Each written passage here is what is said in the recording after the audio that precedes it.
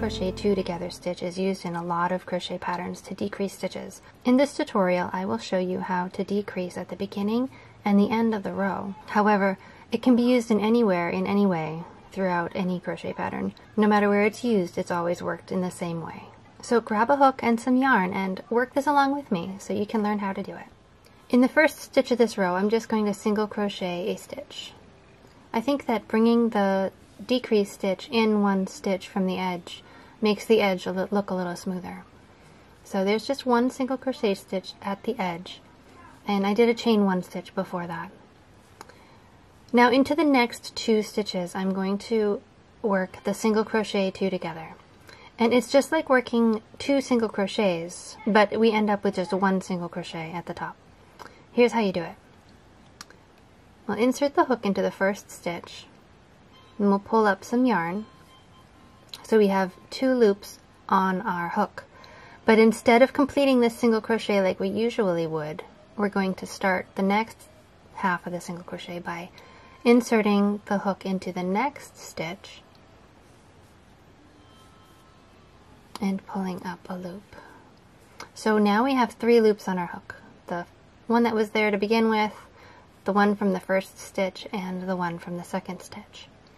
And now to complete the single crochet 2 together, we'll pull some more yarn through all 3 loops on the hook.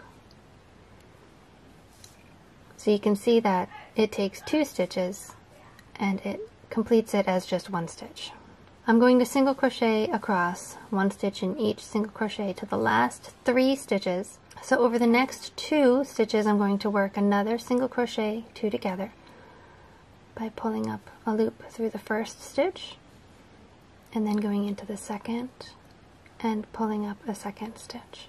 Your pattern should tell you which 2 stitches to work into for the single crochet 2 together that's used in your pattern. If you're just working across a fabric that's all single crochets like I am, it's generally understood that it will be the next 2 in line on your row. So with our 3 loops on the hook, then we wrap the yarn over and pull it through, and then I will work a single crochet into the last stitch.